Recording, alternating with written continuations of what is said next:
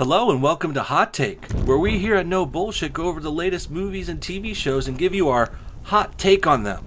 Today's subject, Black Panther. It seems like we've been hearing about Black Panther for weeks and weeks now, and it's finally been released, so was it worth all the hype? Is it a movie you should see? Let's talk about it all today on Hot Take. First of all, Black Panther is a great movie. It's really well done, it's well acted, well written, and really good overall, especially if you like comic book movies. A few things are different here though. It doesn't have as many jokes and as much humor as other Marvel movies, but it still throws a few in there. A few groaners, I might add. Especially one joke coming from Black Panther's sister, who dares to throw in a "what are those" joke. Question for you. What are those? Pretty desperate, very cringy, but don't worry, that's probably the worst part of the movie.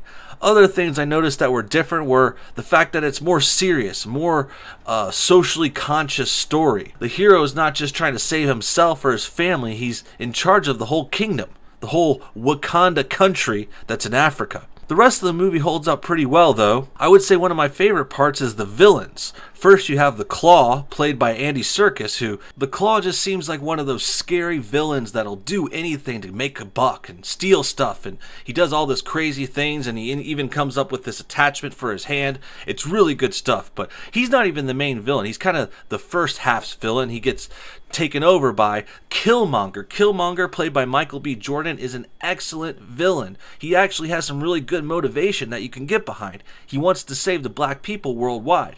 Now, we can get into the politics of that, but this is just a fictional story, and we're going to talk about the movie overall, and I think it was really well done. The villains were one of the best parts. I was especially happy to see that they didn't do the whole Iron Man versus Ironmonger villain thing. It may have looked like that in the trailer. It may have looked like a Black Panther versus an evil Black Panther, which is a pretty common way for Marvel to do their setups, but it doesn't really turn out that way. So even though the action and the fighting was great, there were some lacking parts. There were special effects that looked a little dated, a little sloppy. Maybe it was because there was just so many effects in this movie.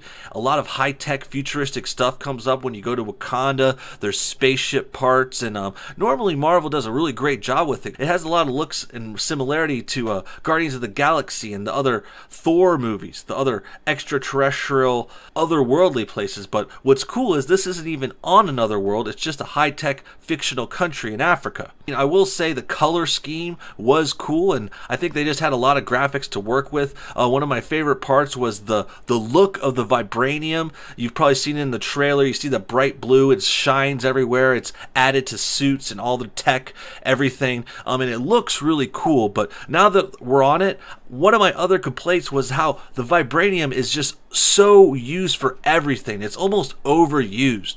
I feel like the original story, and maybe this is the comic book version originally, but it was just kind of a strong metal, and it was used in Captain America's shield and in Black Panther's suit. But once we go to Wakanda and we see it, it's used in almost everything. It's just like a go-to. It makes you stronger. It heals wounds. They use it in weapons. They use it to get power. It just seems a little overdone. But besides that, I think everything looks really cool. Wakanda is great. The design is great.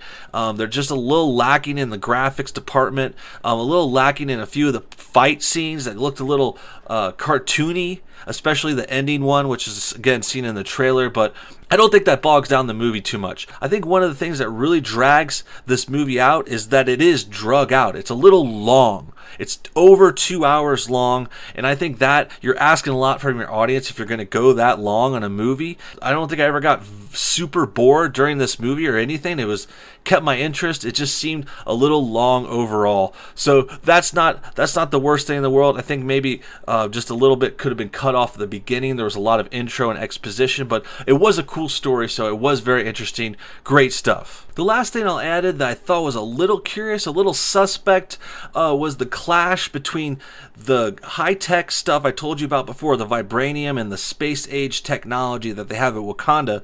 It kind of clashed with their tribal look a little bit. I know they wanted to retain and have this tribal African, them people holding spears, bright colors, women with shaved heads. They went with all this Africa-themed stuff, which I thought was good, but when you see how far their technology went, it looked a little strange. You'd think maybe they would move on from those old styles at some point. I mean, they've had had vibranium for 1,000 years now, I believe, in the story. It goes back for centuries and centuries. So I thought the fact that they still retained all that African tribal stuff so strictly too. I mean, they're wearing African stuff straight up. There's a few parts where they have the fights and they're wearing tribal stuff, and I know that's like ceremonial, but there were a lot of times, like the whole movie, that guy, the guy from Get Out, that's one of the friends, and he runs a part of the tribe, and he wears tribal stuff like the whole time. So I feel like if this is a real futuristic thing, it would be more like a infused with future clothes, but everyone just wears tribal clothes. I thought that was a little weird. The music, I think, wasn't used well enough. I heard the soundtrack, and they had